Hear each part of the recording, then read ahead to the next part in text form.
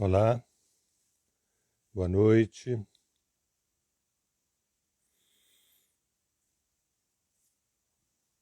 Olá, sejam bem-vindos, venham chegando.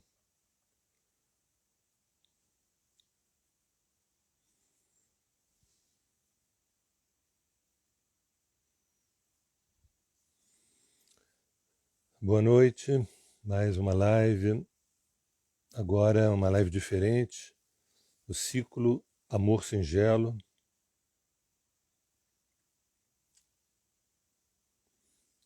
Aguardando a Lígia chegar.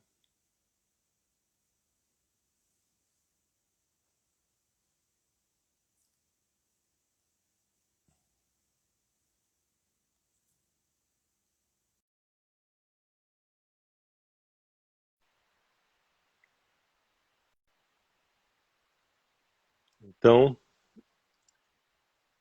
hoje nós vamos... Olha, a Lígia chegando aí. Opa, Oi, cheguei. maravilha. Olá, boa noite. Deixa eu. Então, mais uma live, só que agora diferente. Ciclo Amor Singelo. Quem sabe ele está retornando hoje, a gente não sabe ainda se ele está retornando hoje ou não. Vamos sentir como é que as coisas caminham. Então, o que você acha? Começamos agora? Podemos, né? Acho que sim, porque a gente tem um tempo e a gente, na verdade, tem muita coisa para conversar, né? Então vamos lá.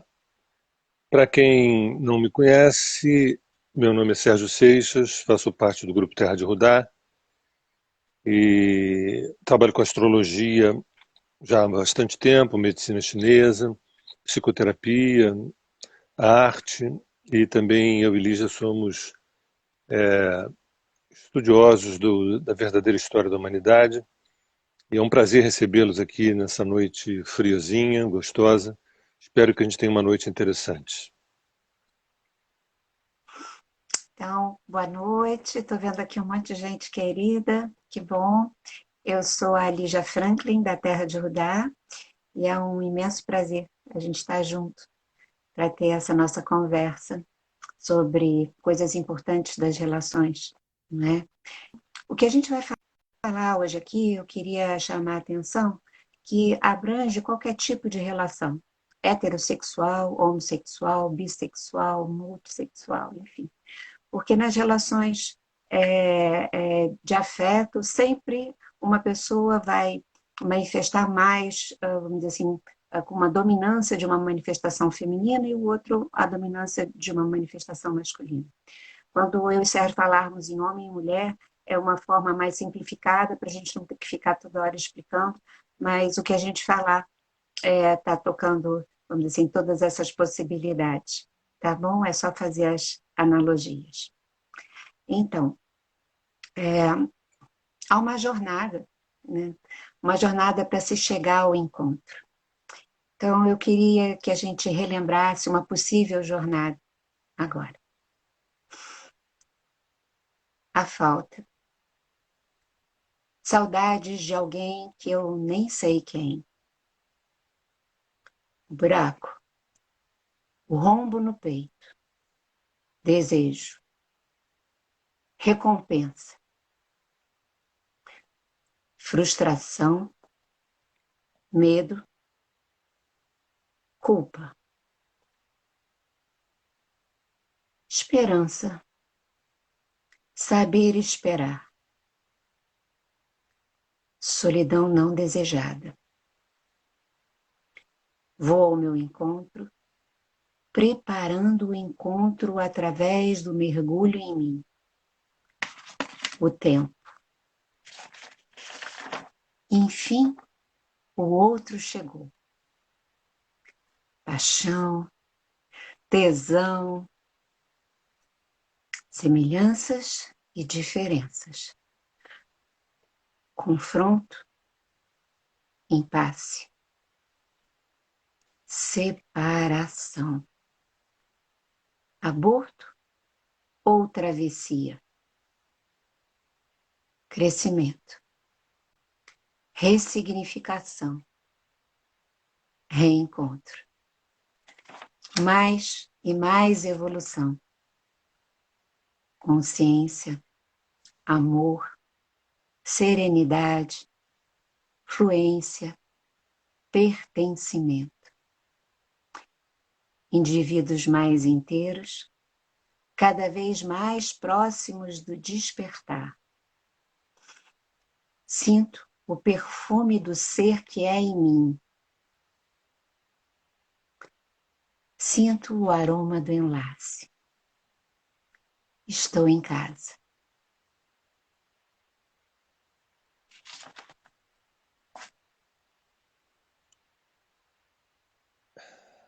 Bem, vou fazer um rápido introito.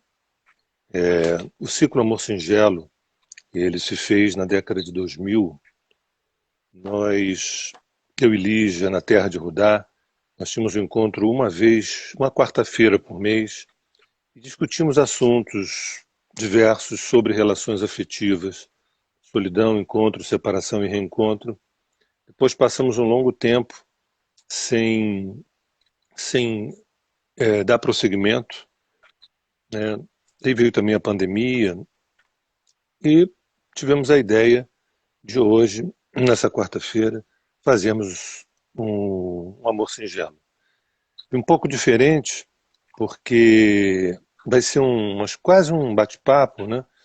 Eu e Lígia vamos entrevistar o outro, coisa que nunca foi feito antes no outro ciclo, mas a gente não sabe ao certo se hoje a gente está recomeçando o que a gente chamaria de uma segunda temporada do Amor Singelo, ou se tão somente é esse encontro e já está de bom tamanho, né? Então, sejam bem-vindos mais uma vez, e é um assunto vastíssimo, a gente vai tentar ser concisos para ver se tem um tempinho final para perguntas e tudo mais. Hoje, na verdade, são perguntas e respostas que eu e Lígia vamos fazer. Essas perguntas e respostas, elas não são de improviso.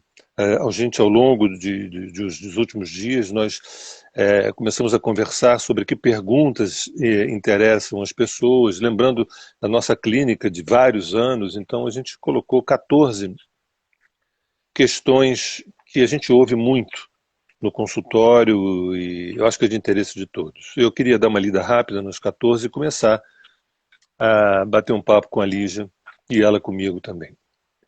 Número 1, como lidar com a espera, a solidão. 2, estou no limite da idade para engravidar e nada. 3, me sinto invisível, ninguém me escolhe.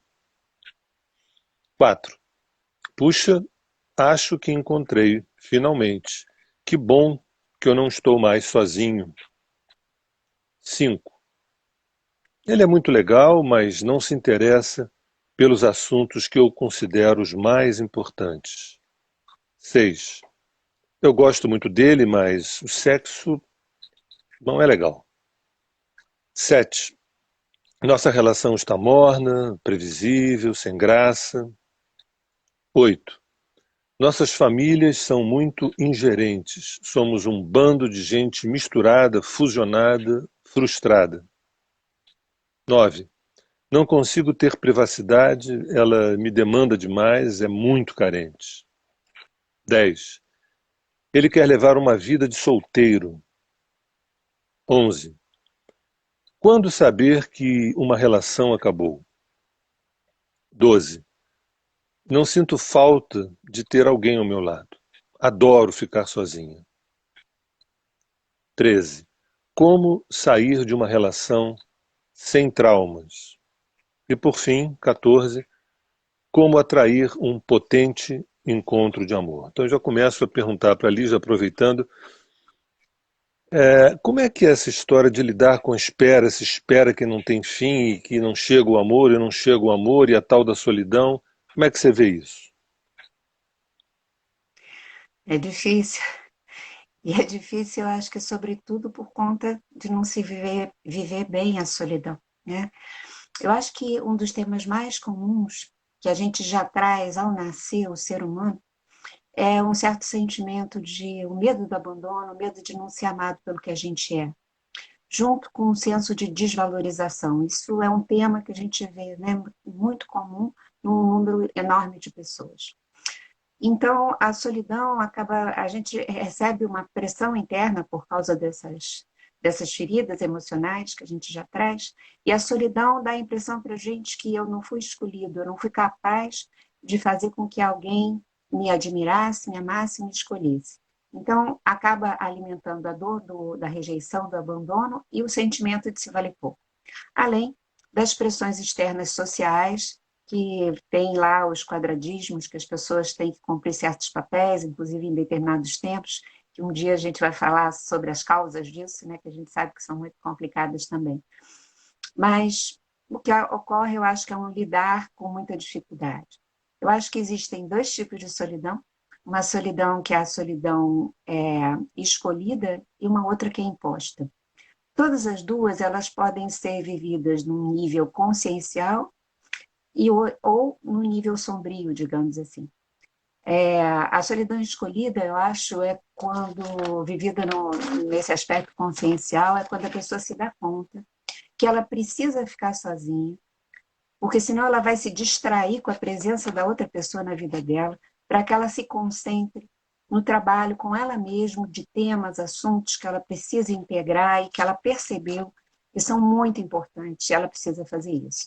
E ela vai ficar o que a gente chama de espera em trabalho, porque conforme ela vai se trabalhando dessa maneira, ela vai, na verdade, criando condições também de atrair para a vida dela alguém que mais na frente esteja mais integrado também. A gente já sabe, né, uma coisa que no Amor Singelo, em todo o nosso trabalho, que a gente atrai quem ressoa com o estado da nossa alma, de estar mais inteiro ou menos inteiro.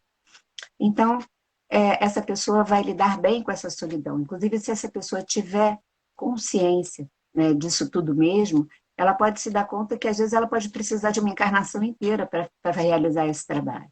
E não tem problema, porque ela está, na verdade, se construindo. Ela está aprendendo a se relacionar melhor com ela mesma primeiro, se casando com ela, se namorando dela. E isso é o trabalho mais importante.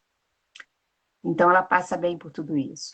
Mas a solidão escolhida também pode ser vivida de um jeito sombrio, que é quando a pessoa tem dentro dela um medo enorme de sofrer dentro de uma relação e não sabe lidar com essa ideia melhor. A sensação é que ela pode ser aniquilada emocionalmente pela outra pessoa. Então, ela vai usar a solidão escolhida como uma marquise para protegê-la dessa possível dor. O problema disso é que quem está escolhendo não é a pessoa, é a sombra da pessoa, né? E quando ela faz isso, ela vai estar perpetuando aquela ferida dentro dela, porque ela não está dando a oportunidade de curar essa ferida. Então, ela vai ficar ali, na verdade, presa.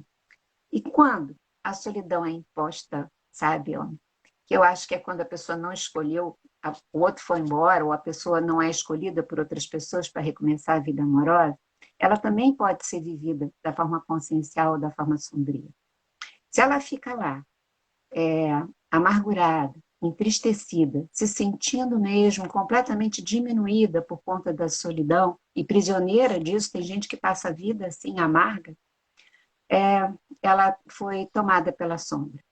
Mas, às vezes, a pessoa está vivendo essa experiência e ela consegue, no meio dela, se dar conta, até pedir uma ajuda e vai transformando aquela solidão inicialmente sombria, digamos assim, em consciencial. E aí ela vai descobrir que até aquela solidão imposta foi uma maravilha. A salvou e a protegeu, de certa maneira, dela não viver exatamente o que ela temia. De ser machucada, porque agora ela está mais pronta para viver uma relação inteira. Então, eu acho que viver a solidão bem depende do quanto você se rende a escutar a sua alma, a se trabalhar, inclusive ao tempo da alma, né? O quanto a gente pode se render à sabedoria da alma. O o que aconteceu com muita gente na pandemia, que ficou em casa, compulsoriamente teve que voltar para si e que aproveitou esse tempo conscientemente para se trabalhar, para ampliar estudos e coisas que sabia que precisava e nunca tinha tempo, e que lidou com essa solidão muito bem, na verdade, né? Então, eu acho que é isso. Uma outra coisa que eu vejo muito no consultório são mulheres em torno dos 40 anos, muito pressionadas pela questão biológica, né? Tá sozinha, não surge ninguém, não rola um namoro, coisa nenhuma, e quer ter filhos. Uns não sabem se querem, outras querem muito, não sabem se congela óvulos, o que que faz. Como é que você vê esse momento limítrofe da mulher, mulher está sozinha, não tem ninguém e o relógio biológico está pressionando e entra num certo desassossego? Então, a gente está vivendo esse momento que tem um lado incrível, né? Que é exatamente a tecnologia, a ciência, poder dar uma liberdade muito maior, né? Para as mulheres e até para os homens também, não é? Porque tem a possibilidade de congelar os óvulos, tem a possibilidade, banco de espermatozoide, às vezes um homem bem mais velho, como eu tenho até um cliente casou, ele não deveria mais ter filhos porque os espermatozoides estavam envelhecidos e, bom, recorreram a um banco de espermatozoides e a mulher engravidou assim. Existe a barriga de aluguel, enfim, mil opções. Só que do mesmo jeito que isso é um lado luminoso por essa liberdade, né, eu acho que também tem o seu lado sombrio. E eu acho que, assim, a ciência, a própria medicina, hoje em dia, os médicos das mulheres, têm pressionado demais as mulheres quando chega mais ou menos nessa faixa etária. E aí, você vai ter filho, você quer congelar os óvulos, que é um procedimento caro, inclusive. Acho que alguns médicos fazem isso até, infelizmente, por interesse financeiro e outros nem por isso. Outros, talvez por uma ingenuidade ou porque ficam meio fascinados com esse poder, né, que a ciência pode ter. Mas eu acho que acabam induzindo e trazendo muita angústia para um número grande de mulheres jovens, né? Bom, então eu acho que o que é preciso fazer, né? É preciso que essas mulheres parem um pouquinho, entrem em contato com o que está motivando o seu desejo de maternidade. E se não conseguem fazer isso sozinhas, que procurem uma ajuda para poder se debruçar sobre esse assunto. Da onde nasce esse desejo da maternidade?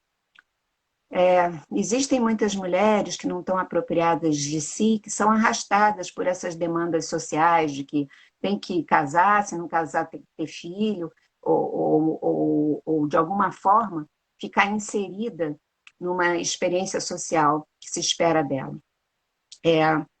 E a ideia de que mulher só é feliz se for mãe, né? A gente que trabalha com astrologia, né? A gente sabe que o mapa de muitas mulheres realmente afirmam que aquela alma veio com um sonho, digamos assim, de uma maternagem, de uma maternidade. Mas tem mapas de outras mulheres que não. Né, é visível para a gente que as demandas de realização naquela encarnação são outras as prioridades. Então, cada mulher precisa se debruçar sobre esse seu desejo. Onde é que ele está nascendo? Dessa pressão social, sabe? Assim, e aí, se ela chegar à conclusão que o desejo nasce desse sonho da sua alma, vá em frente, se cuide, trace os seus planos, use a ciência, a tecnologia, pense na adoção, enfim, se prepare internamente e externamente, porque maternidade exige, inclusive, uma maturidade, né? Para que as coisas possam fluir melhor. Agora, tomar um certo cuidado, muito, certo não, um grande cuidado, porque eu já vi mulheres que também por se sentirem muito infelizes afetivamente, resolvem ter um filho, porque aquele filho para ela vai É, servir de fonte, né, de afeto. Outras eu de já cheguei a ouvir compensação, a né? coisa. Isso. Não, aí ela vai se sentir amada, aquele filho vai amá-la, né? Então é por uma carência que gritou, não é o desejo da maternidade, na verdade. Outras eu É, já vi dizer assim: nossa, eu preciso, eu tenho medo da velhice e do abandono, então vou ter um filho para cuidar de mim depois.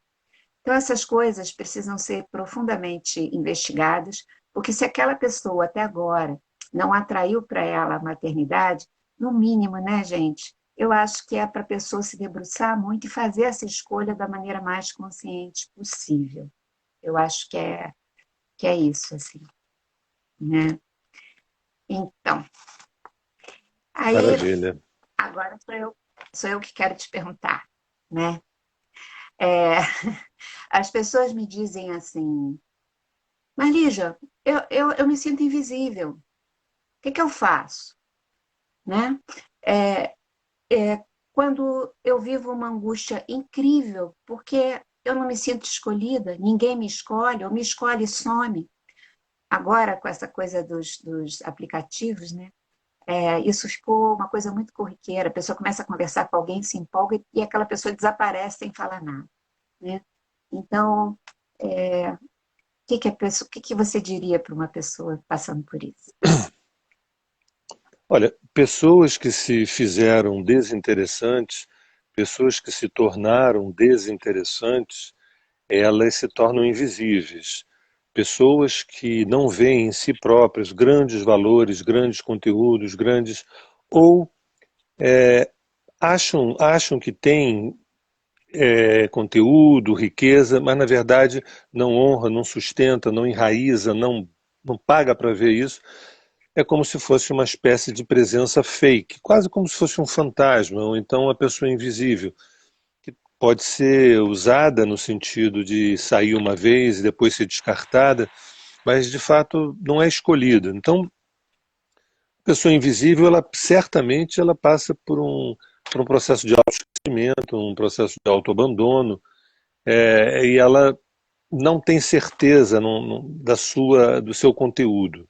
Então, pergunta que fica também é como é que eu faço para me tornar visível? Não é o botox, não é a plástica, não é a academia. Esse tipo de visibilidade tem um fôlego curto, vai até a terceira página, a segunda página, isso não sustenta. O, a resposta para essa pergunta, como é que eu faço, por exemplo, para me tornar visível e poder ser escolhida, torne-se interessante para você. E só tem um caminho para isso, conheça-te a ti mesmo, né? É o caminho mais seguro, mais certeiro, é um caminho trabalhoso, é um caminho sofrido, é um caminho de extremo prazer e é um caminho efetivo, porque na medida em que você se volta para você, muitas vezes com ajuda, você acaba percebendo a riqueza que você é e a tua postura muda. Você se torna visível independente do teu corpo, independente do teu cabelo, independente pela tua própria você emana uma outra coisa. Então, a invisibilidade se deve a um autoesquecimento, a um autoabandono, ao fato de, no fundo, a pessoa se achar desinteressante. Ninguém quer levar para casa ou levar para sua própria vida alguém desinteressante, né? Sei. Eu acho que a gente teve uns probleminhas, pelo menos para mim aqui, da transmissão. Mas agora eu acho que normalizou um pouco. Será? Estou É, te ouvindo. tá. Então, quero te perguntar outra coisa. Também algumas pessoas chegam e falam assim: puxa, né? Depois de esperar, de sofrer, apareceu alguém. Puxa, que bom que apareceu, né? Graças a Deus, ufa. Agora eu não vou ficar mais sozinho ou sozinha. Será mesmo? Que você acha? O que você Olha, pode falar sobre esse, sabe, essa euforia de ter encontrado alguém? quem ouviu eu ler as perguntas, as 14 perguntas, percebe, ouviu com atenção, percebe que tem uma certa historinha, né, do início até o final, a questão do encontro propriamente dito. Normalmente, quando ele já fala desse encontro, é um encontro muito, entre aspas, precoce, um encontro um pouco cedo demais. E, e via de regra, a gente chama de uma companhia, busca de uma companhia, busca de alguém que fique do lado para suprir algumas carências. E isso é um bom introito, uma boa introdução, e as pessoas às vezes depositam esperanças gigantescas, quando na verdade raramente aquilo engata para valer. Você pode até casar, ter filhos, mas fica com uma sensação de que você ainda está aguardando que alguém chegue. Isso é interessante. Às vezes uma união precoce, uma união imatura, faz com que a pessoa case, tenha filhos e pronto, é para sempre. Mas ela continua procurando alguém dentro dela, que é como se aquela relação ainda não preenchesse ela plenamente. Eu chamo essas relações, assim, entre aspas, introdutórias, como se fosse uma companhia em looping. Uma companhia em looping. Aquela companhia que volta, volta, volta, volta, ou seja, que tem uma estagnação, que ela não tem um movimento, não é uma relação em espiral, não é uma relação que proponha transformações, porque na verdade, quando a gente se encontra, há uma demanda implícita de que eu cresça, que eu me desenvolva, que eu me torne mais e mais quem eu sou de fato. E relacionamentos que tem a cara de uma companhia e ponto, uma busca de companhia e ponto, é um terreno mais ou menos estéril. É evidente que a gente sempre tem o que aprender, mas provavelmente tem um fôlego curto ali. Né? E às vezes isso é uma espécie de gaiola de hamster, né? Aquela gaiola de hamster que fica ali pedalando naquela rodinha. Há uma diferença da relação gaiola de hamster para a relação montanha de côndor. É quando, na verdade, as pessoas que estão se conhecendo, estão se buscando, estão se desenvolvendo, elas aspiram alturas maiores na relação. Né? E a família é uma base muito interessante, os filhos é uma base muito interessante, mas o processo final é a autorrealização. O tema final é a autorrealização, não é uma companhia. O tema central da nossa existência não é a busca de uma companhia. Né? Bem, uma coisa que isso também é muito importante. Ele é muito legal, mas não se interessa pelos assuntos que eu considero os mais importantes. Talvez isso eu sinta como uma coisa mais forte no consultório, são mulheres, principalmente mulheres, mas homens também. Não, é legal, é bacana, é bom pai, é isso e aquilo, mas eu não posso compartilhar os assuntos que mais me mobilizam porque não há escuta, não há interesse. Como é que você vê isso? Então, eu acho que isso apareceu a beça na pandemia, então, porque antes, né, as pessoas, todo mundo saía de casa, fazia outras coisas e as diferenças ficavam um pouco acobertadas. Com a pandemia, com a convivência compulsória, né, dentro de casa, aquilo que ficava meio diluído acabou aparecendo para ser visto mesmo, né? Então, eu acho que as diferenças podem ser muito saudáveis, né? Fertilizantes, porque um pode estar mostrando novos mundos para o outro, e isso ser um processo de renovação e ser maravilhoso. Mas é claro que isso tem um limite, porque, né, quando as diferenças são muito grandes em termos de concepção de vida, de valores, né, daquilo que nos move, né, em termos de objetivo, aí a coisa complica muito, né? Eu acho que, por exemplo, uma pessoa extremamente espiritualista, se ela está casada, se ela está construindo uma relação de ficar junto, com uma muito materialista, o negócio vai criar um rombo, vai ser uma dificuldade. Então, mas algumas diferenças, então, às vezes, ainda não criaram aquele rombo enorme, mas estão trazendo dificuldades, formam um certo abismo entre as pessoas, não é? E eu acho que quando acontece isso, isso é um chamado da necessidade da gente construir algumas pontes, ou tentar construir as pontes em primeiro lugar, em vez de sair, né, detonando a relação. Então, muitas vezes, né, os próprios homens também não se sentem muito ouvidos pelas mulheres, apesar disso que você falou, das mulheres reclamarem mais, né, porque as mulheres não têm interesse também pelo que eles estão fazendo. Então, eu acho assim, olha, se eu sei que o Dharma, quer dizer, a missão de uma relação de intimidade, de alguma forma, fazer com que eu me descubra mais, que o outro está fazendo um papel de certo mensageiro da minha alma para que eu possa retornar a mim mesmo. Então, como é que a gente começa a criar essas pontes? Primeira coisa, né, se eu estou com essa pessoa, eu tenho que me perguntar, né, por que eu estou com ela? Né? O que me move estar com ela, afinal de contas? Né? E o que essas diferenças fazem com que eu me dê conta de mim? Né? A construção da ponte sobre o abismo começa na gente mesmo. Né? Também tem uma coisa que eu acho que é muito importante a gente se perguntar: estou tendo a habilidade de passar para o outro, de conversar com o outro sobre as coisas que me interessam, né? Sobre os meus assuntos prediletos? Às vezes a gente estabelece conversas, mas já completamente misturado com as nossas próprias dificuldades, as nossas sombras também. Né? Uma pessoa, às vezes, com menos-valia, vai lá e fala o assunto que ela gosta, meio que desvalorizando. Ou alguém já, sabe, fala num momento que o outro literalmente não está podendo ouvir, é como se fosse um puxador de tapete, né, da situação. Tem gente que vai conversar, mas já entra autoritariamente, irritado, né? Cheio de críticas, porque está vendo que o outro não se interessa. Então, a gente tem que se perguntar como é que a gente está se comunicando, se a gente está interessado no outro mesmo. Porque às vezes aquele comportamento do outro também está mostrando que a gente não está muito interessado em se expressar e se comunicar de fato com a outra pessoa. Não é? E aí isso é um trabalho. É uma construção de uma ponte, não é uma coisa fácil, né? Sobre um abismo. Agora, às vezes fica muito claro nessa construção que não tem jeito, não tem como se refazer um contato. Às vezes até houve uma relação muito boa antes e cada um foi para um lado.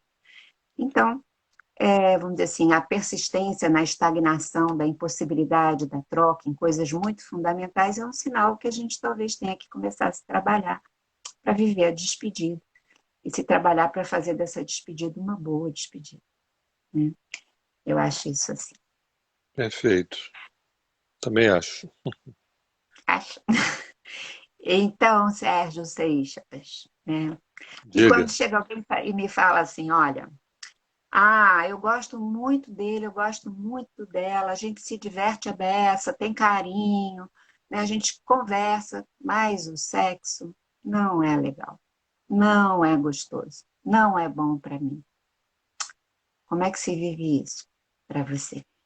É, pois é, não tem pegada, né? Esse também é um termo muito usado, né? Ele não tem pegada, principalmente ele não tem pegada e tudo. Eu acho o sexo algo extremamente importante por mil motivos. Acho extremamente importante. Não digo que é a coisa mais importante, mas é muito, muito, muito importante. Primeiro porque mexe com desejo, atração, vontade, apetite e o sexo, o tesão, o desejo falam também de uma potência erótica vital, uma potência de vida. Isso é belíssimo. Isso é a presença de Deus dentro da gente, se manifestando como química, como uma espécie de magma, por exemplo.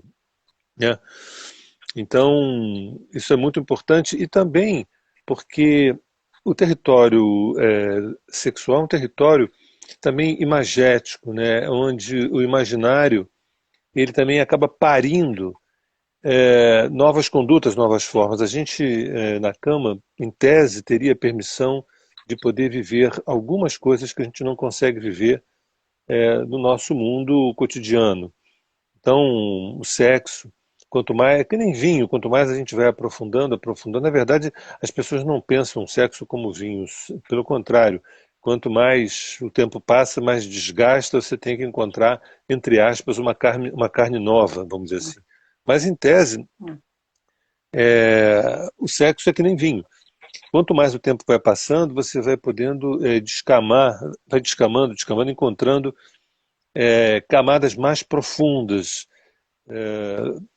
que te faz viver experiências de comunhão, não só com a pessoa que está contigo, mas com instâncias mais elevadas. O sexo é uma escada para o sagrado, né? Muitas pessoas colocam a sexualidade como algo profano, e não existe profano, não existe sagrado, porque, na verdade, tudo é sagrado, depende do olhar, depende de como a gente se coloca, depende de como a gente está inteiro na relação. Então o sexo é fundamental na primeira camada pela questão do desejo, mas a gente vai aprofundando e é um processo de autoconhecimento enorme, porque às vezes quando a pessoa está no seu estado, entre aspas, normal, tem uma série de regras, fica um pouco pudica e tudo mais, mas quando ela se permite, né, arriar essas defesas na cama, a pessoa vai conhecendo outras instâncias, decifra-me ou devoro-te, né? Acaba conhecendo mais, conhecendo mais, e esse conhecimento pode te levar a lugares assim surpreendentes. Surpreendentes. O sexo é um território de surpresas. Eu sei que não é muito bem isso que a civilização ocidental vive. Surpresa é quando você muda de parceiro, muda de parceira. Isso é até onde o nosso pequeno QI sexual, até onde o nosso pequeno QI sexual vai. Entendeu? Quando nós somos mais inteligentes sexualmente, eu até brinco, brinco denominando, existe o sexo cartório, que é aquele sexo burocrático, aquele sexo que, entendeu? Fiz tudo direitinho, deu tudo certo, graças a Deus deu tudo certo.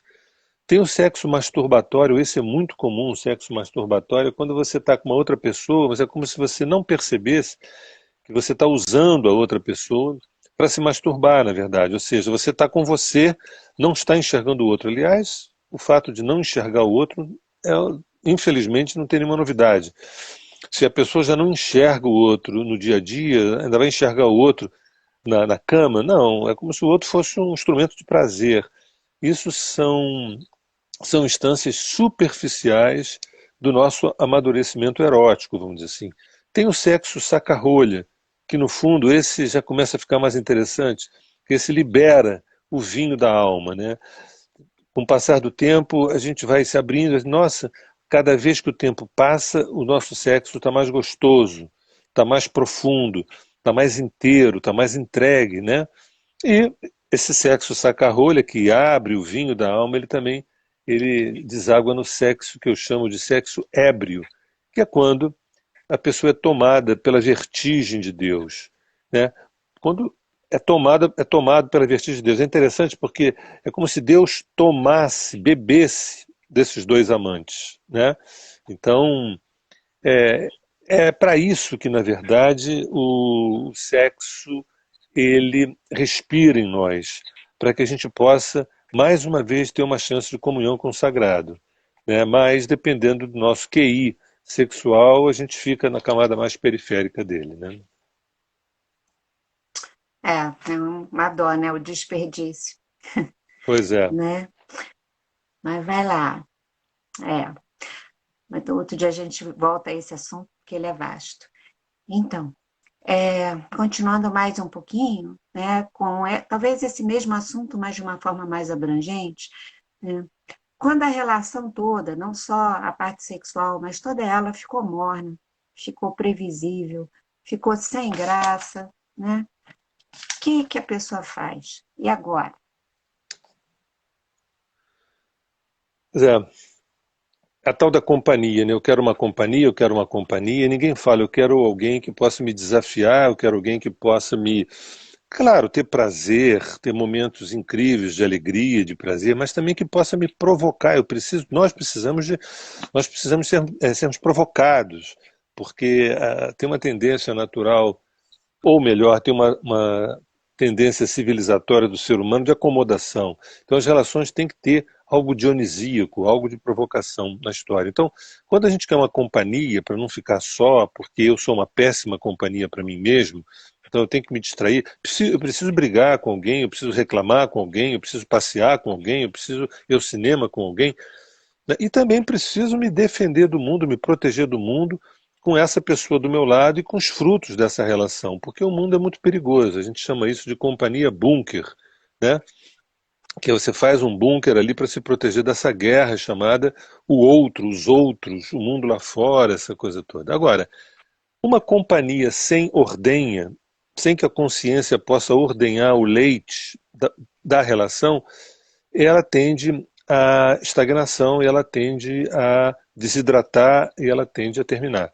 No passado, as pessoas não podiam se separar, porque não era bem visto. Hoje em dia já de um bom tempo, né, isso já mudou Que bom que mudou, a gente pode separar, pode escolher outras pessoas, pode tentar outra vez, mas também não adianta você ter 5, 6, 7, 8 casamentos, essa não é a questão.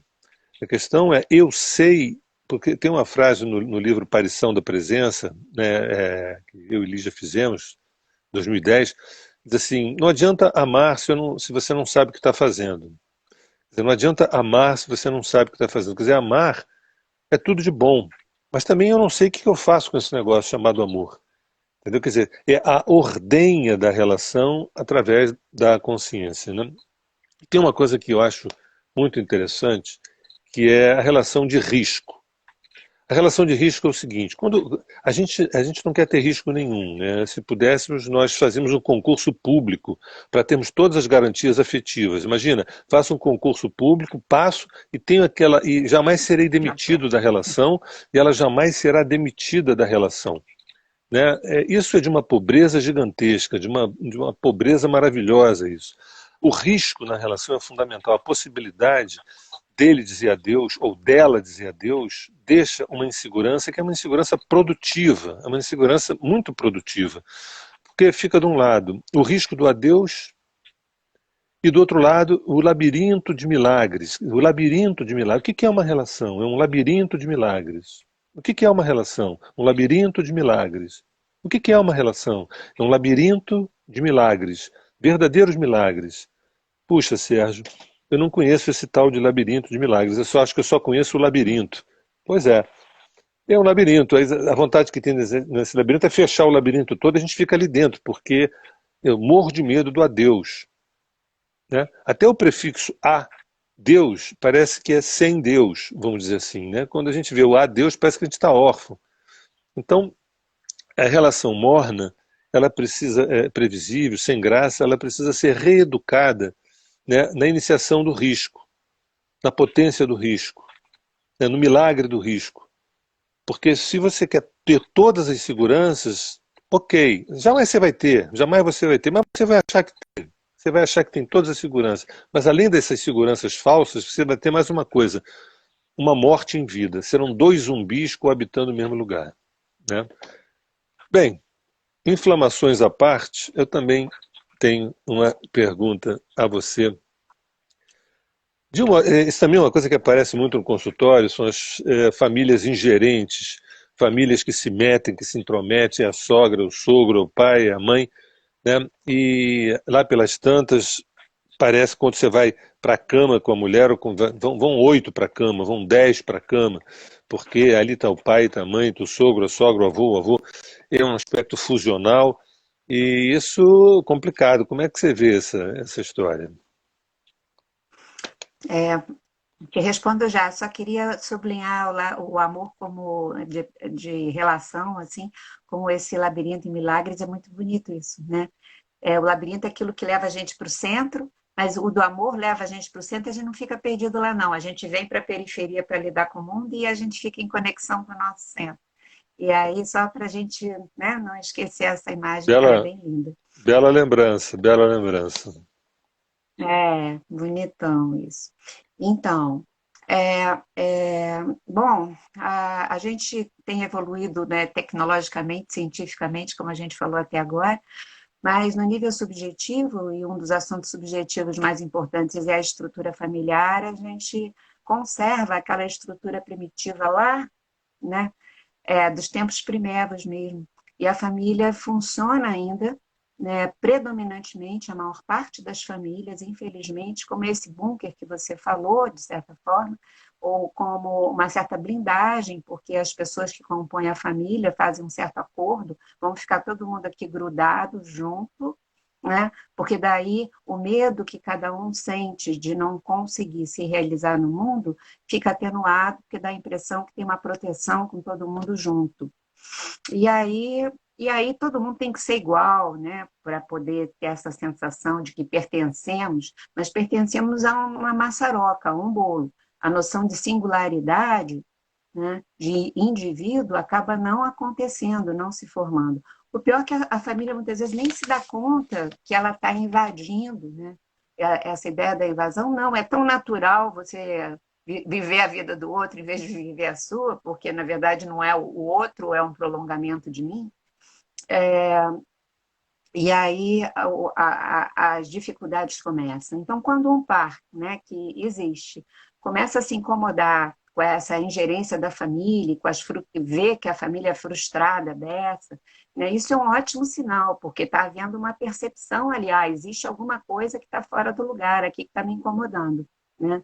Só que a gente tem que ir além da reclamação. A maior parte das pessoas até sente isso, mas fica reclamando a vida inteira e culpando a família das suas dificuldades. Então, o que a gente precisa é que aquele nosso olhar psicoespiritual profundo, que nos faz saber que a família tem um Dharma, nossa família tem uma missão espiritual, que é através da fricção, das dificuldades que ela mesmo traz sem saber, né, fazer despertar em nós os assuntos que a gente veio trabalhar nesta encarnação para que a gente se torne um ser mais inteiro e por isso realize o nosso propósito. Né? E que a família tenha essa missão além do amparo afetivo, material, que ela possa e deva dar também. Mas isso é o principal.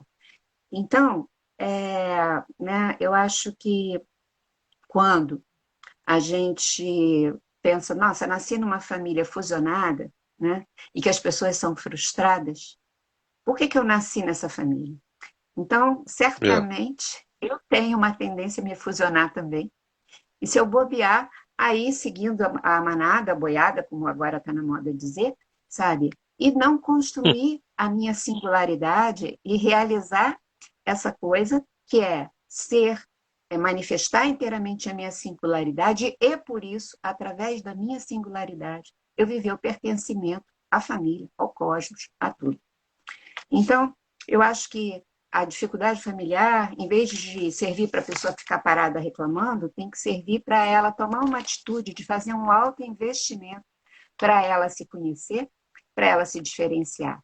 Se ela fizer mesmo isso, se o par fizer, tiver a sorte do par fazer isso, estimulado por essa dificuldade familiar e não estagnado por ela, né? Eu acho que o que vai acontecer? Essas pessoas vão se apropriar de si, apropriadas de si, elas conseguem dar o limite necessário para a família com sabedoria. Tem uma coisa assim, se a gente sente a invasão da família, reage como uma defesa, mas fica só preso na reação e não se trabalha, a vida passa assim. Você fica sempre ameaçado, fica com raiva da família e fica com culpa porque você tem raiva dessa família. Quando a gente se apropria da gente, vem essa consciência de que o correto, psicologicamente, espiritualmente, profundamente, é se diferenciar da família.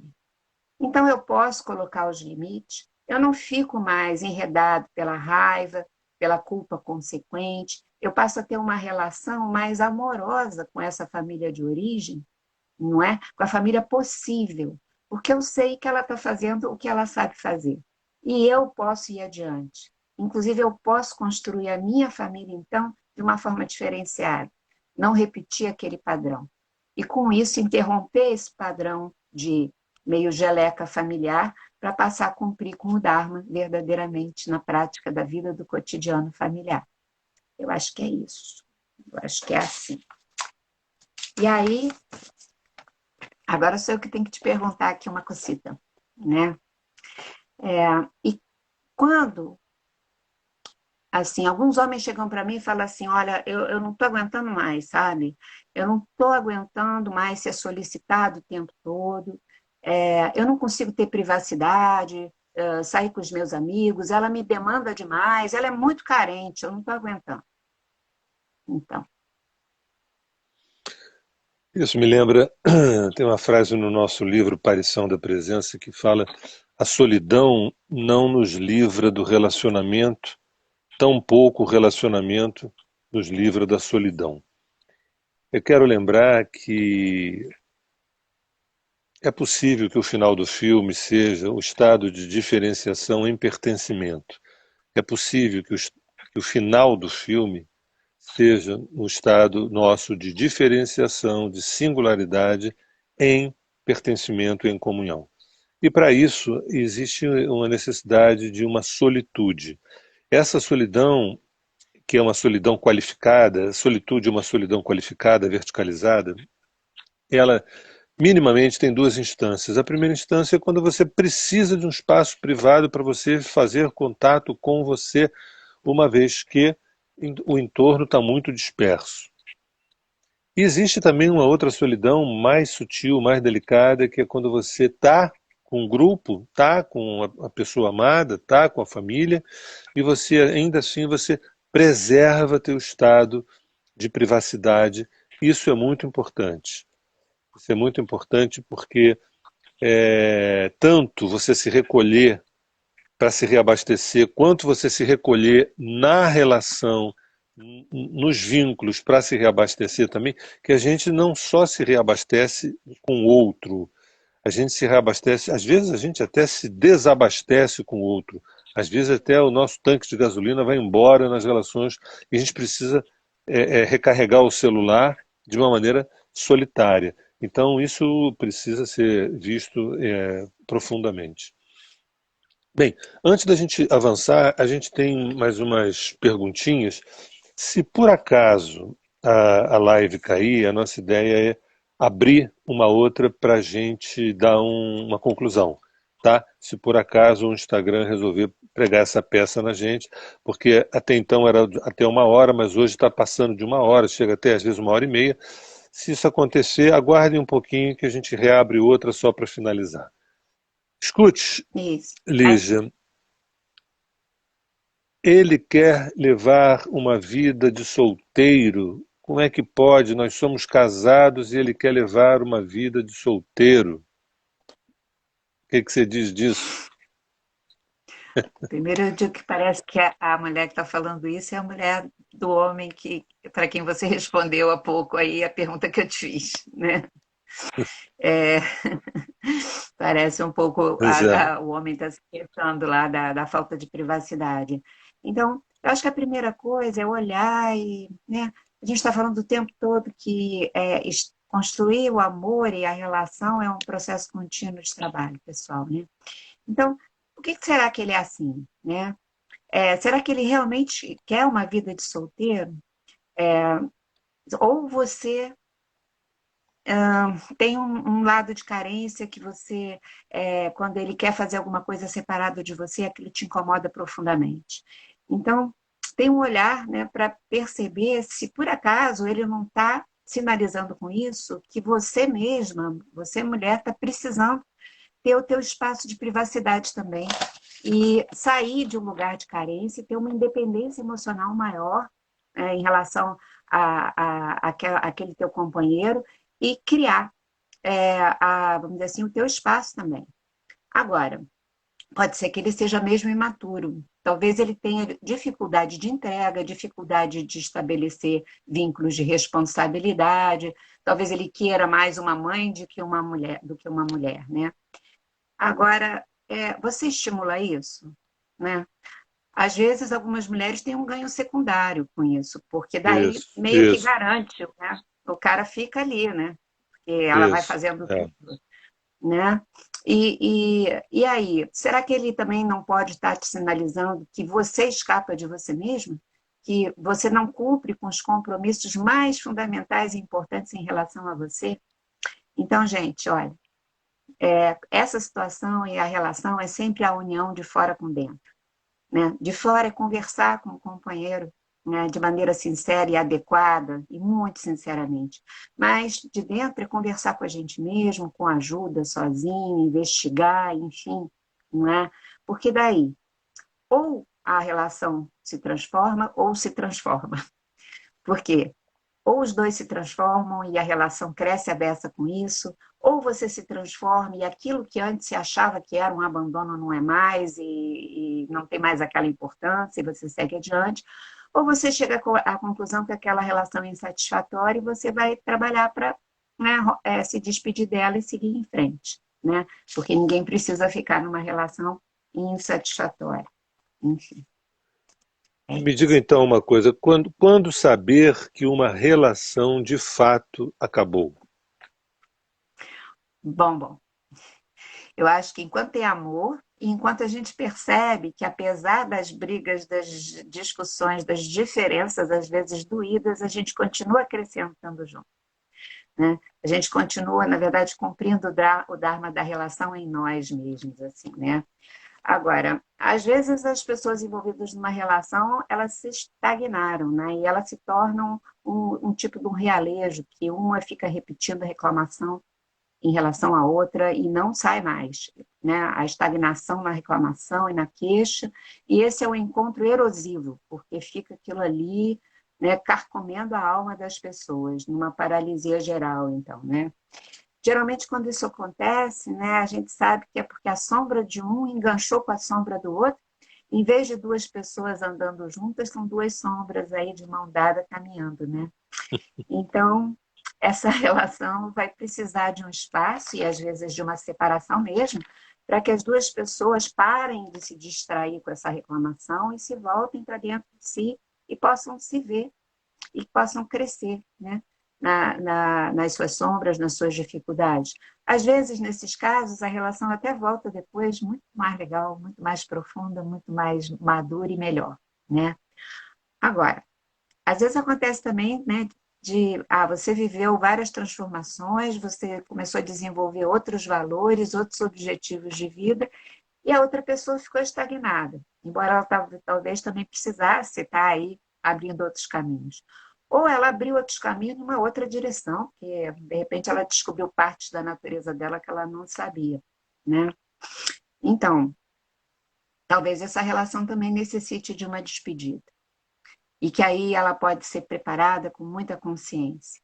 Eu acho assim, né, que as relações sejam eternas enquanto crescemos, né?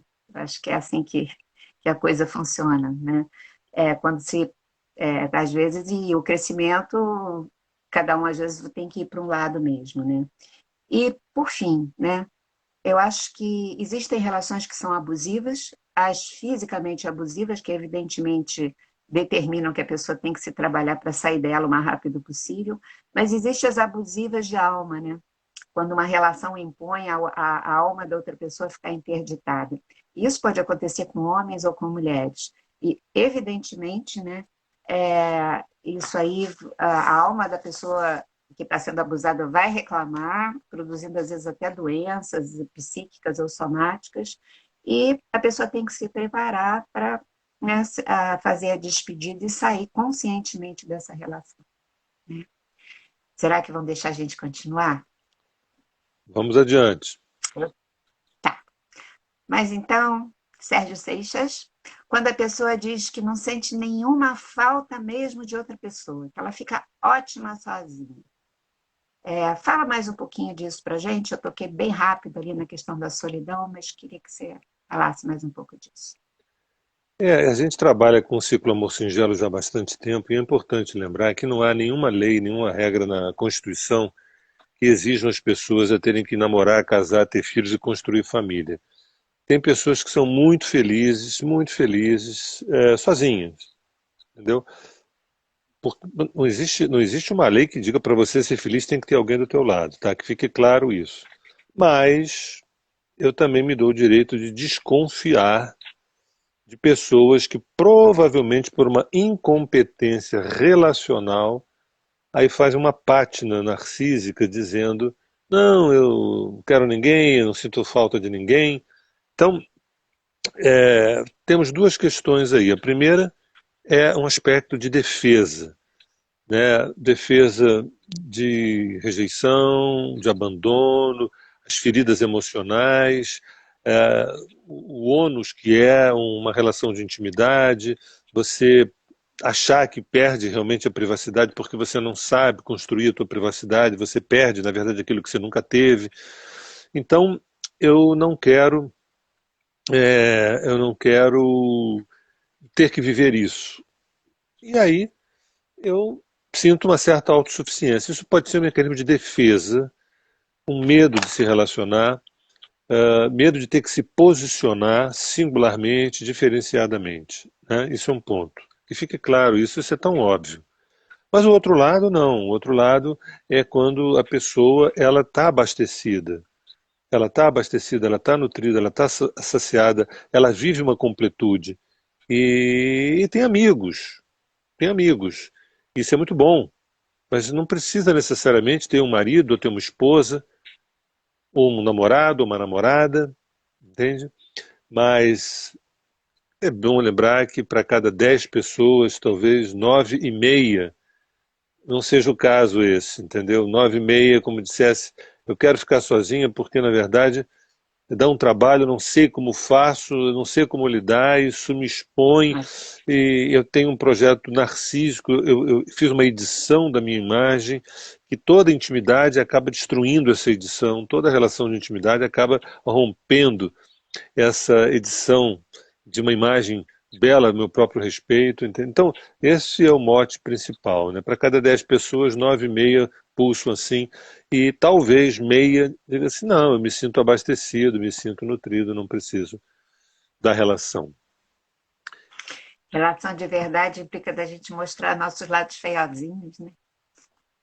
De ter Escuta, que admitir que tem. te pergunto o seguinte, dá para sair de uma relação sem traumas? Sem trauma dá, né? Mas eu acho que a gente não sai sem dor se houve uma relação de verdade, né? Eu acho. Sempre que se sai de uma relação tem um luto, tem uma dor, porque houve ali, né, um investimento afetivo, emocional grande, né? E aquilo foi uma perda, né? Um término de uma relação, uma morte. Então a gente precisa do que a gente chama de um tempo de luto, que é um tempo para a gente se reorganizar internamente a partir de toda aquela experiência e como é que a gente vai ficar transformado depois dela e organizar, às vezes, até a vida objetiva também, né? A menos que a relação tenha ficado tão horrível, tão horrível, tão horrível, que quando acaba, nossa, é só alívio. Mas aí, né, também é meio ruim, porque deixou ficar nesse ponto de horrível, né? Eu acho que, na verdade, quando uma relação acaba, a gente vive, sabe, o luto, a tristeza e vive um pouco de alívio, porque você acabou chegando a uma solução, né? Então, mas eu acho que quase sempre quem sente mais até esse alívio é quem desejou conscientemente, né, o término da relação. Agora, a tristeza pelo término não precisa ser trauma de jeito nenhum. Eu acho que quando a gente sabe, né, por que aquela relação foi importante, o que que a gente cresceu com aquela relação, né, enquanto ela vigorou, e aquilo tudo foi trabalhado, quando a gente se trabalhou para terminar a relação e a gente sabe por que que a gente está terminando, né? A gente sabe também que a gente fez a nossa parte mostrando as nossas feiuras, as nossas belezas e crescendo junto, acertos e erros, né? Então, e aí chega no final realmente de uma relação, essa despedida é vida vivida, né? Ela é, na verdade, no fundo, ela é uma vitória, né? Ela é uma perda, mas ela é uma vitória, apesar da dor, né? E aí ela não vai deixar trauma, ela vai deixar crescimento de alma. Eu acho que é isso que acontece. Bom, É, a que gente está bom. chegando ao fim e eu queria te perguntar assim, então, como que a gente atrai um encontro potente, um encontro de amor potente, forte, Sérgio Seixas? Essa pergunta é uma pergunta de US$ 1 milhão e a resposta teórica é muito simples. Torne-se quem você é. Vá ao seu encontro. Vá ao teu encontro. Né? É isso. A imantação, a magia do encontro potente é quando o teu cálice, ele está pleno, mais de 50%, o teu cálice está pleno de você, 70%.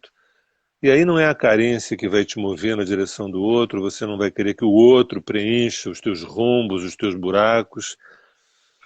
Como imantar um potente encontro de amor? Conheça-te a ti mesmo, tenha uma história de amor por você, namore, se pegue na mão, coma pipoca contigo, leve-se para o cinema, tenha uma história significativa com você. Isso é o maior sex appeal que existe.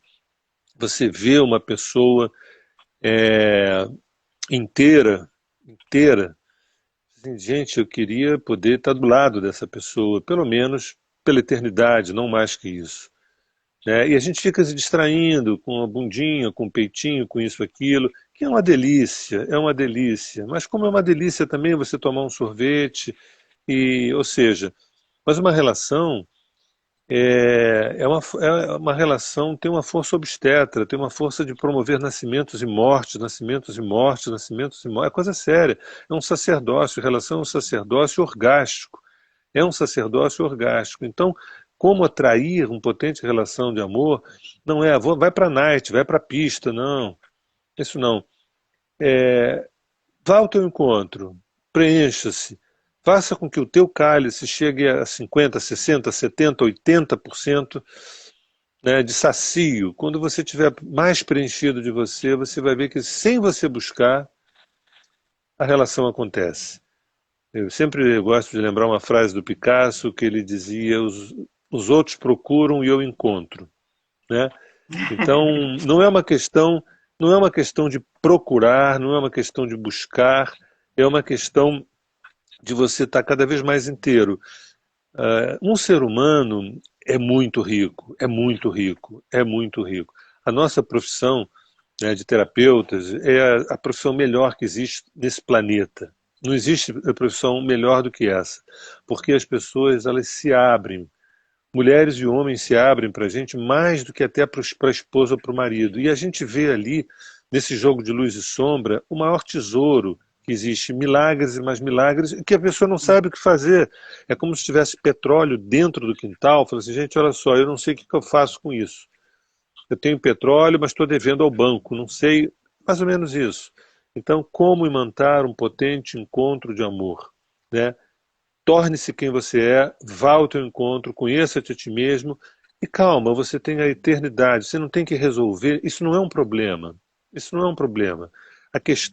A única questão que aparece na tua vida, na minha vida, é a questão da autorrealização. E a autorrealização é tornar-me quem de fato eu sou.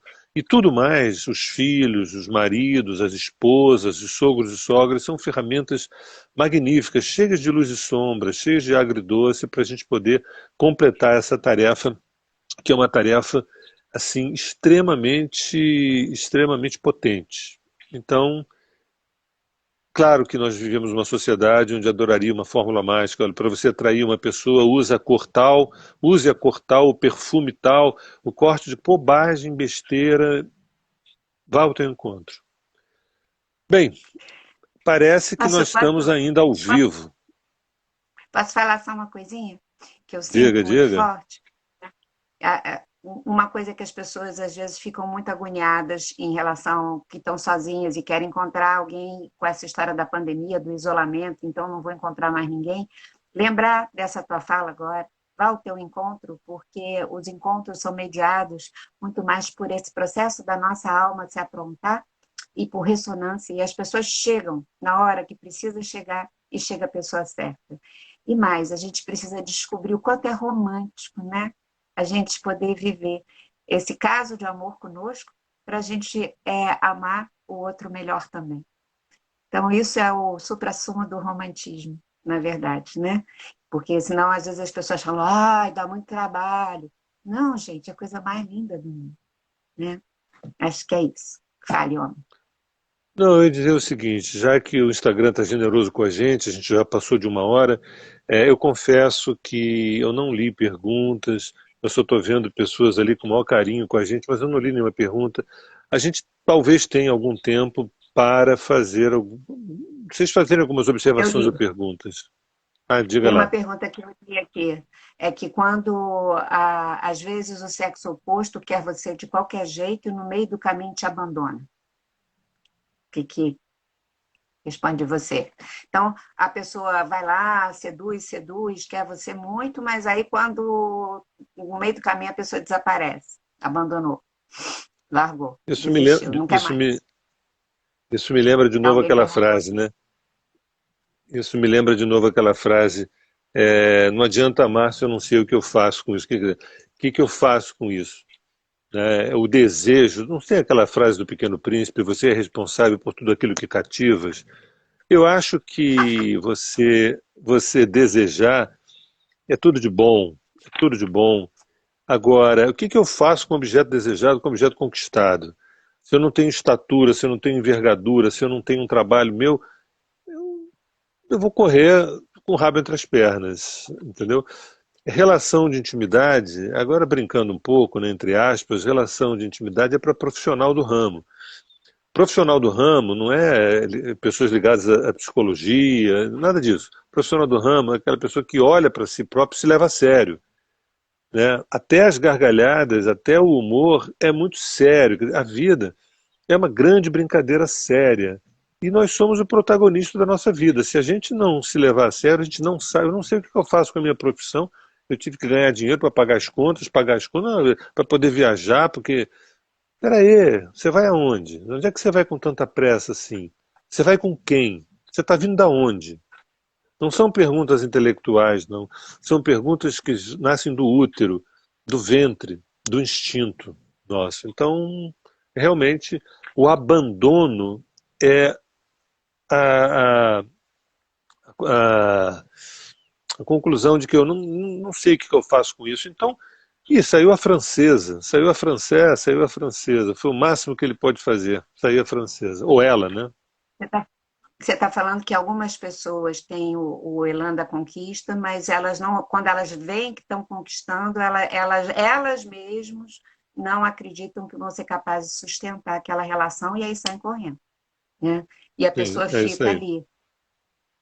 Agora, quem ficou ali vai ter que talvez trabalhar dentro de si exatamente poder entender isso e não se sentir desvalorizada por causa disso, entender que o outro tem alguma dificuldade, porque Isso é importante. certamente você Isso é está sendo, importante. É. tá sendo colocada à prova do quanto você se percebe, aquela relação de valia exata, não é se sentir superior a ninguém, né? E que se o outro me abandona, eu não fico me sentindo o pó do cavalo do bandido. Tava tudo bem, não sei o quê, vai ver que ele tem dificuldades, então deixa ele ir lá, que eu vou me interessar por um homem ou por uma pessoa, ou por uma mulher, sei lá, que me queira também e que haja reciprocidade. Eu dei uma risadinha aqui quando você falou no Pequeno Príncipe, por causa da sincronicidade, que eu vou compartilhar com todo mundo. Eu tinha escrito aqui no meu papel no final que eu ia te perguntar, caso sobrasse tempo. Tu te tornas eternamente responsável pelo que cativas? Eu tinha colocado aqui no meu papel. E Quem você acabou diria, hein? falando sem saber. Pequeno Príncipe. Isso é importante que você falou, porque às vezes a pessoa que é abandonada se sente uma merda, quando na verdade quem abandonou é que deveria se sentir. Nessa situação que eu me refiro, eu não sei que eu estou. Tem gente que vai embora porque acabou, mas tem gente que vai embora porque é de uma profunda incompetência, né? Então essa pessoa que ficou não deveria se sentir tão mal assim. Tem uma pergunta Uhum. que eu li ali, é sobre o sexo ébrio, né? Como expandir esse aprendizado para outras relações. Olha, primeiro deixa eu lembrar que Não, tô vendo. a princípio, essa noção de sexo ébrio, né, que é você estar na beberragem de Deus, você toma um porre de Deus na relação sexo, não é uma coisa que a gente faça um acordo com a outra pessoa. É uma coisa que, por exemplo, uma delas vem num trabalho muito constante, muito profundo de autoconhecimento, e lá pelas tantas, numa relação sexual, acontece essa experiência muito elevada, que o outro pode perceber um pouco, né, mas não necessariamente no grau. Então, como desenvolver, como expandir, não é. Talvez pudesse dizer, existem formações tântricas, existem trabalhos tântricos, né? Mas eu preferia também dizer que esse desenvolvimento é muito da própria pessoa e não de tentar que o outro também acompanhe, porque às vezes você tem duas pessoas meditando na mesma egrégora. Uma vive uma experiência profunda de pertencimento e a outra nem tanto, tá? Então, é isso. E outra coisa, quando você vive essa plenitude, dá uma expansão, né? Uma expansão que acaba contagiando também, e é muito, muito forte, muito profundo. Isso é Bem, muito lindo, né? Do sexo poder levar uma pessoa a esse estado de plenitude, de integração. Mas é uma experiência particular e eu concordo com você. Eu acredito muito mais no processo da pessoa do que embora respeite técnicas milenares e tudo mais, a gente tem todo um respeito, mas tem um momento que eu acho que é a pessoa com ela e com o todo, né? E o outro pode vir junto, a outra ou não, né? Aí, né? É, Mas de todo jeito, talvez é chegar aonde o sexo, na verdade, quer que a gente chegue, né? Eu acho que é eu vi isso, aqui que tem, né? eu vi aqui que tem outra pergunta. O que é sexo ébrio, né? Em poucas palavras, é quando você vive uma relação sexual e o teu orgasmo ele é tão amplo, tão profundo, tão amplo que você se sente em comunhão com Deus, né? Você está na É. relação com a outra pessoa e num dado momento esse orgasmo múltiplo te leva a uma experiência de vazio pleno ou de nada fértil, com letra maiúscula, nada maiúsculo, fértil maiúsculo, que é uma experiência de comunhão com o sagrado, né? Diga. Posso falar uma coisa? Assim, a gente percebe que o orgasmo, o gozo sexual, ele é como se ele fosse um jeitinho da gente ser lembrado, sabe? De que é possível viver esse estado de integração por uma fagulha de segundo, que é o momento do orgasmo. Se a gente para perceber o momento do orgasmo, você perde a tua relação com o teu ego, com a tua identidade. Aquele momento do orgasmo, quem você é? Então, sabe, onde é que estão as coisas? Que horas são? É tudo isso e você está num estado de plenitude, de tudo inteiro, de felicidade. É como se o orgasmo fosse a forma pelo qual a gente é relembrado que a gente pode atingir esse estado, né, na relação com o todo de maneira mais ampla. E aí, o sexo ébrio é esse. Não é ébrio de fazer sexo tendo bebido um Ah, monte. é bom lembrar, é bom lembrar. É, Olha, é, é. eu tô buscando aqui algumas questões passadas aqui e tem alguém que escreveu assim, Eu não enxergo, eu não tenho acesso aqui, eu acho. tem uma pessoa que falou assim, eu acho tudo isso uma maluquice. Agora eu não Mas sei, quem disse? não tem, eu não sei em que contexto essa pessoa falou isso, mas eu acho tudo isso uma maluquice. Ah, É, divertido isso. claro, É, qualquer que seja. É, bem, bom, eu acho que uma sim, eu pergunta. Não, eu acho que essa estou pergunta já sem foi. Bem, conseguir acessar. gente, alguma saideira? Gratidão, essa dupla generosa, bababá. Tem alguém rindo aqui que eu falei, acho tudo isso uma maluquice. Escuta, Não olha deixa de só ser. para lembrar vocês, é um prazer enorme para mim e certamente para a Lígia. A gente está fazendo essa coisa que para a gente é muito importante, o Ciclo Amor Singelo. A gente não sabe se esse é um encontro único ou se vai ter outros depois, só o tempo dirá. Acho Para que mim foi um vai. prazer enorme. Eu queria agradecer a vocês. Hoje a gente bateu um certo recorde de ao vivo e a cores, chegamos a quase 90 pessoas. Isso é um belo sintoma de que esse é um assunto interessante. Então, muito obrigado nesse dia especial e de repente a gente dá prosseguimento, de repente essa é a última vez. Isso é um dos dados da relação também. As pessoas que se encontram, às vezes no Tinder, né? Nunca se sabe se depois daquela transa é a primeira e última ou vai ter continuidade, né? Será que a nossa transa de hoje vai ter continuidade? Né? Só nós todos sabemos. Né? Obrigado. Mulher, Queria agradecer muito, muito, muito, muito especial. O Amor Singelo foi um trabalho, né, muito, muito, muito amado por nós, assim, muito cuidado.